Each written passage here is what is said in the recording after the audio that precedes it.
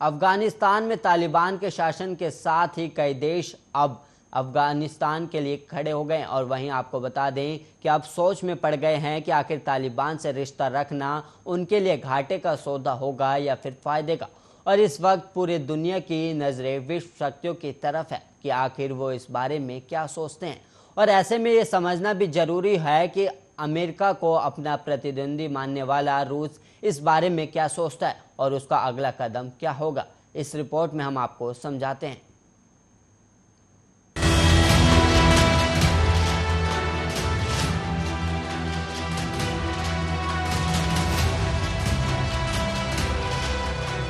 अफगानिस्तान की राजधानी काबुल पर तालिबान का कब्जा होने के बाद भारत समेत अधिकतर देशों ने वहां से अपने दूतावास कर्मचारियों को बाहर निकालना शुरू कर दिया। लेकिन केवल 3 देश ऐसे हैं जिनके दूतावास वहां अब भी खुले हुए हैं। ये देश है रूस, चीन और पाकिस्तान। चीन की तरह तालिबान ने रूस को यह आश्वासन दिया कि वो अफगानिस्तान की जमीन का इस्तेमाल अपने पड़ोसियों पर हमला करने के लिए नहीं करेगा। पाकिस्तान पर हमेशा से तालिबान का साथ देने का आरोप खुद अफगान सरकार लगाती रही। रूसी विदेश मंत्रालय ने भी रविवार को सरकारी मीडिया से कहा था कि सरकार के दूतावास कर्मचारियों को बाहर निकालने से जुड़ी कोई योजना नहीं। हालांकि उसने ये भी कहा था कि वो अपने दूतावास के कुछ कर्मचारियों को वापस बुलाएगा। ऐसे में चीन और पाकिस्तान की तालिबान के साथ दोस्ती भारत के लिए इस वक्त चिंता का सबसे बड़ा सबब है। लेकिन रूस आने वाले दिनों में तालिबान के साथ कैसा व्यवहार रखता है, इस पर भारत की निगाहें जरूर टिकी हुई हैं। रूस के साथ भारत के दोस्ताना संबंध है और पिछले 7 सालों में रूस के रिश्ते तालिबान के साथ ज्यादा मजबूत हुए हैं। लेकिन तालिबान के संबंध हमेशा से रूस के साथ दोस्ताना रहे हों, ये भी सच नहीं। ऐसा माना जाता है कि तालिबान के उदय में रूस की भूमिका रही होगी। दोनों के बीच की शुरुआती दुश्मनी के बाद दोस्ती और फिर वर्तमान में अफगानिस्तान शांति वार्ता की पहल तक कैसे रहे, ये दोनों के इस मामले पर जब जांच की गई तो सामने आया कि रूस का प्यार अफगानिस्तान के लिए कोई आज की बात नहीं, बल्कि 19वीं सदी से अफगानिस्तान पर रूस की नजर है।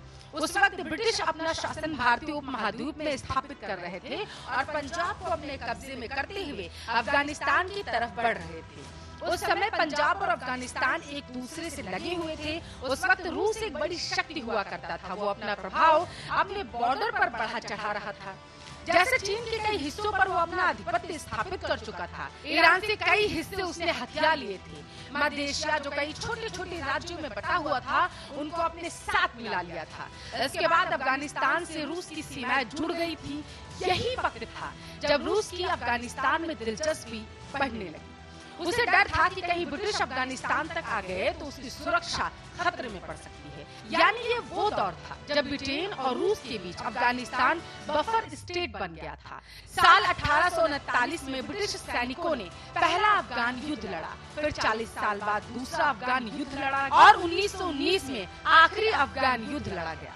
लेकिन इसके बावजूद अफगानिस्तान पर ब्रिटिश प्रभाव तो पड़ा, लेकिन वे यहाँ पर पूरा आधिपत्य स्थापित नहीं कर पाए। ये वही वक्त था जब यूरोप के साथ साथ मध्य एशिया में ब्रिटिश साम्राज्य और रूसी साम्राज्य के बीच द्वंद्व युद्ध चल रहा था, जिसे ग्रेट गेम कहा जाने लगा। आपको बताते चले, बाद में जब दक्षिण एशिया से ब्रिटिश साम्राज्य का अंत हो गया, तब तक अफगानिस्तान एक स्वतंत्र राज्य के रूप में उभर चुका था। उस वक्त से मोहम्मद जहीर शाह अफगानिस्तान के शासक बन गए। सोवियत संघ भी दूसरे विश्व युद्ध के बाद एक महाशक्ति के रूप में उभर कर सामने आया। उसकी सीमाएं अफगानिस्तान से लगी हुई थी और वो वहाँ पर अपना प्रभाव बढ़ाना चाहता था। जो आज के स्वतंत्र राज्य हैं, तुर्कमेनिस्तान, उज्बेकिस्तान और तजाकिस्तान उस समय सोवियत संघ का हिस्सा हुआ करते थे। मोहम्मद जहीर शाह ने भी सोवियत संघ के साथ अच्छे संबंध स्थापित किए। साल 1973 और 1974 में अफगानिस्तान में तख्ता पलट हो गया। मोहम्मद जहीर शाह के संबंध मोहम्मद दाऊद खान ने अपने आप को अफगानिस्तान का राष्ट्रपति घोषित कर दिया। सोवियत संघ का प्रभाव उस वक्त अफगानिस्तान पर और ज्यादा बढ़ने लगा। साल 1978 आते आते अफगानिस्तान में दाऊद खान का शासन भी समाप्त हो गया और People's Democratic Party of Afghanistan सत्ता में आ गई। लेकिन उसका भी शासन बहुत स्थिर नहीं था। इस तरह से शीत युद्ध का एक नया दौर एशिया के इस भूभाग में शुरू हुआ। अमेरिका सोवियत संघ का विरोधी था। उसने सोवियत विरोधी अफगान गुटों मुजाहिदीन का समर्थन किया। इसमें अमेरिका को पाकिस्तान से भी मदद मिली और अमेरिका और पाकिस्तान के समर्थन से मुजाहिदीन ने सोवियत संघ के खिलाफ अपना युद्ध जारी रखा। अपनी नई विदेश नीति के तहत जो भी मसले उसके लिए नासूर बन चुके थे उन्हें वो सुलझाने लगा। अफगानिस्तान भी सोवियत संघ के लिए वैसा ही घाव बन चुका था।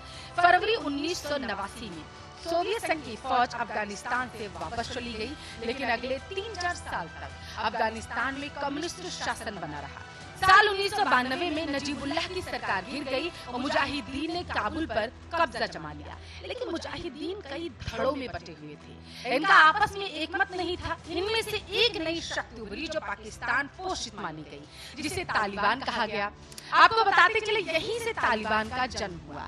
साल 1996 और 2000 तक अफगानिस्तान में तालिबान का शासन रहा। रूस पहले तालिबान शासन को लेकर बहुत आशंकित हुआ करता था। रूस के चेचन्या प्रांत में पृथकतावाद और आतंकवाद था। तालिबान ने चेचन्या के चरमपंथी गुटों को मान्यता दे दी। इस वजह से रूस अपनी संप्रभुता के लिए इसे बहुत बड़ा खतरा मानने लगा। इतना ही नहीं, तालिबान ने मध्य एशिया के दूसरे छोटे देशों जैसे उज्बेकिस्तान, तजिकिस्तान के चरमपंथी गुटों को भी अपना समर्थन दिया ताकि पड़ोस के देशों में उसी तरह की ताकतों का दबदबा बना रहे। दोनों ही तरह से तालिबान रूस के लिए खतरा का सबब था। इस वजह से अमेरिका पर 9/11 का आक्रमण जब हुआ तब रूसी राष्ट्रपति ने सबसे पहले अमेरिकी राष्ट्रपति जॉर्ज बुश को फोन कर अपना समर्थन दिया। अफगानिस्तान पर अमेरिका ने आतंकवाद के विरुद्ध जो युद्ध की घोषणा की, उसमें भी रूस ने अमेरिका का साथ दिया।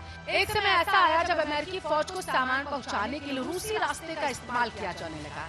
तालिबान के खिलाफ रूस का यह सहायक अभियान करीब साल 2014 तक चला। साल 2014 में रूस ने क्राइमिया को अपने में मिला लिया। इससे पहले क्राइमिया यूक्रेन का हिस्सा हुआ करता था। इसके बाद पूर्वी यूक्रेन में गृह युद्ध आरंभ हो गया। इस वजह से अमेरिका और यूरोप के देशों ने रूस पर आर्थिक प्रतिबंध लगा दिया। अमेरिका और रूस के संबंधों में पहले से दरार थी, लेकिन 2014 में वो ऐतिहासिक रूप से अपने न्यूनतम स्तर पर चला गया था। यही वो वक्त था जब रूस ने पहली बार तालिबान के लिए दरवाजा खोला। पिछले 7 वर्षों में लगातार रूस ने तालिबान के साथ संपर्क बनाए रखा। ये संबंध आधिकारिक नहीं थे, लेकिन धीरे धीरे ये संबंध सेमी ऑफिशियल जरूर बन गए।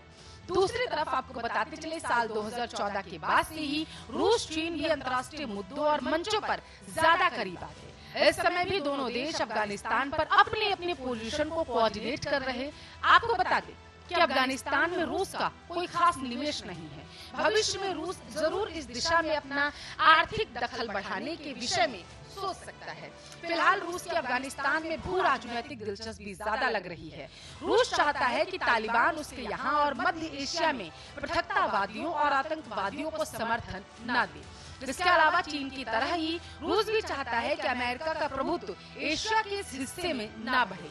हालांकि औपचारिक रूप से रूस ने तालिबान को अफगानिस्तान में अभी मान्यता नहीं दी, लेकिन इतना जरूर है कि अशरफ गनी सरकार के मुकाबले तालिबान अफगानिस्तान को ज्यादा स्थायित्व दे सकता है या दे रहा है। दूसरी तरफ तालिबान के सैनिक काबुल में रूसी दूतावास की सुरक्षा में लग गए, लेकिन ये भी सच है कि रूस हड़बड़ी में तालिबान को मान्यता नहीं देना चाहता। फिलहाल रूस को नहीं मालूम कि तालिबान ने जो भी वादा रूस से किया उसे वो निभाएगा भी या फिर नहीं। रूस अपनी अंतर्राष्ट्रीय छवि को लेकर भी थोड़ा सतर्क है।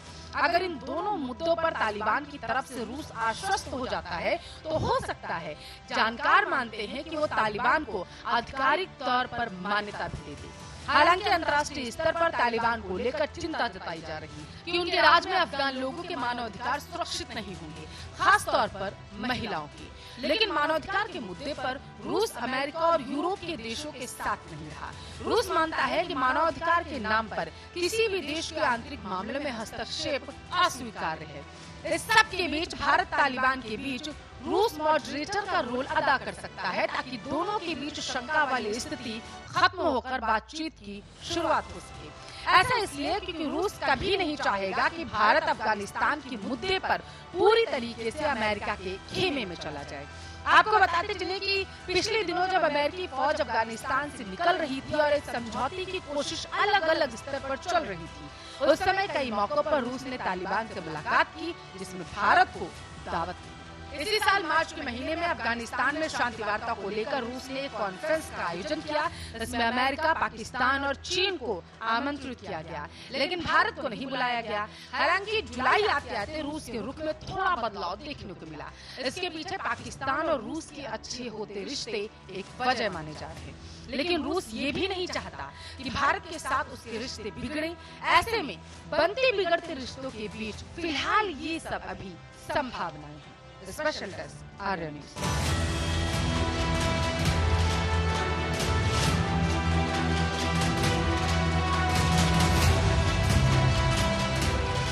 और वहीं इसी के साथ इस बुलेटिन में इतना ही। ऐसे ही देश और दुनिया की तमाम खबरों के लिए आप देखते रहिए आर्य न्यूज़।